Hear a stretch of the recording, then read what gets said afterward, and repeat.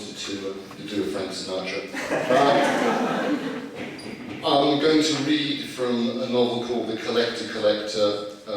What you need to know is that the narrator is a ceramic object. Obviously it's a ceramic object with a number of supernatural abilities, including the ability to narrate a novel. It's mostly set in present-day London, but because this ceramic object has been around for many, many years, there are a number of historical anecdotes. You're going to hear one of those now. I was interested in the idea of trying to write a narrator who doesn't have gender, but I have to say, over the years, many people have come up to me and said, you know what, that bowl sounds kind of male.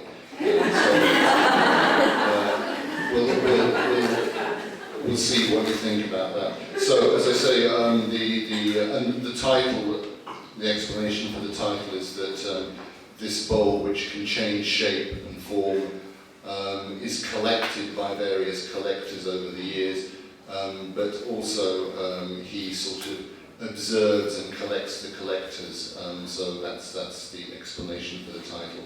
So, here we go.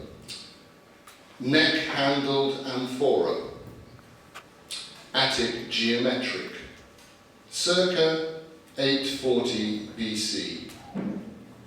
These were Adil's first words to me, and indeed that was precisely the style and shape I was using, though to be absolutely accurate, it was the winter design of 843 BC, but it wasn't a bad judgment for a 12-year-old girl getting a birthday present in Tallinn in 1834, when the pottery of the ancient world had barely been rediscovered and dusted off from graves in Etruria.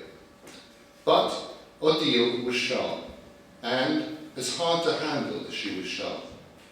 When Odile set off for London at the age of 14, completely against their wishes, her parents insisted on her being accompanied by 2 cousins and 3 governesses, noted for their vitality, endurance, and physical strength, who were offered unprecedented bonuses if they could succeed in sticking to her. But Odile liked difficulty. I and 11 other cumbersome pieces of pottery were transported with her. She travelled collected. Odile's English was already fluent by the time she arrived in London. Within a year, only a handful of educated people had a greater command than she. For months, Odile wandered in the most seedy areas of London, causing perplexity with her questions. She wrote a novel, in English, about a young orphan, raised in a workhouse, who falls in with child pickpockets in London's underworld. She sent it off to various booksellers. The week before, a Mr. Charles Dickens started serialising a novel called Oliver Twist.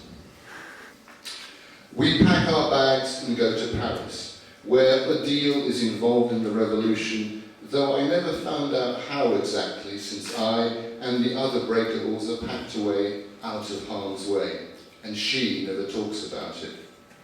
Dandies in the salons are horsewhipped by her wit, and several flee Paris never to return.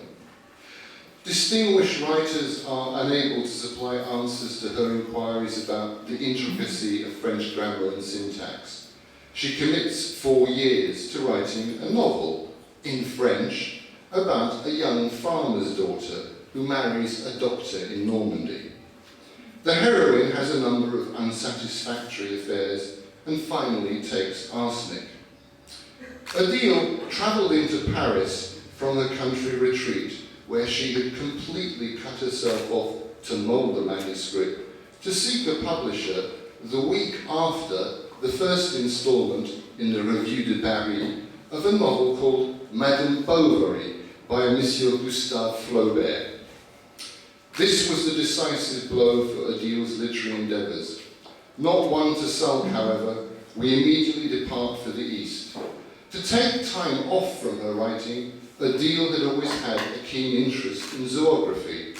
She was always popping insects and unfortunate organisms into jars of alcohol, sketching birds and bringing magnifying glasses to bear on spiders.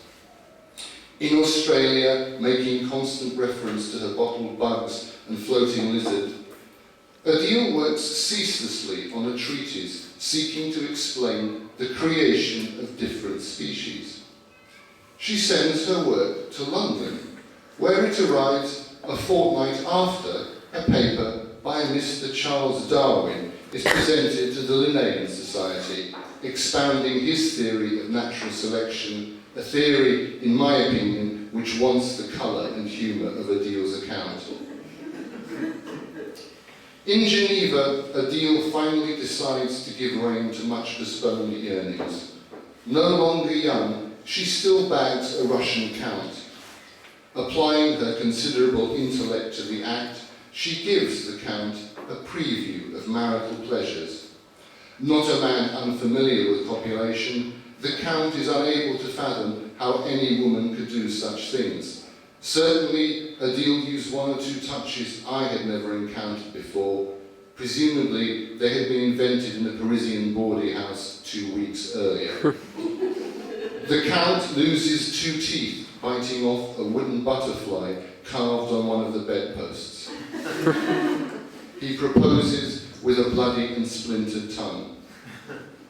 They retire to the Count's estate just outside of St. Petersburg, where Adele takes up economics, studying local factories and working her way through digests. She produces a 600-page work outlining a theory of surplus value and accumulation of capital.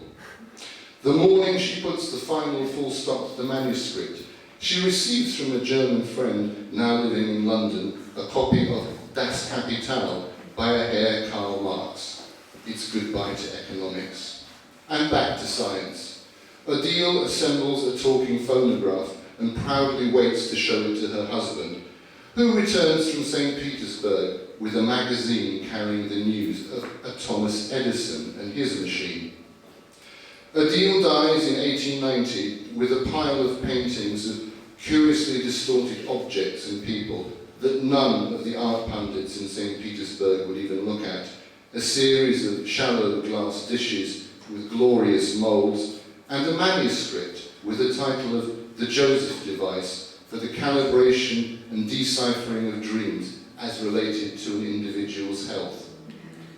The manuscript is covered with a stack of rejection letters from grandees saying they cannot give serious consideration to work by someone without the proper academic background.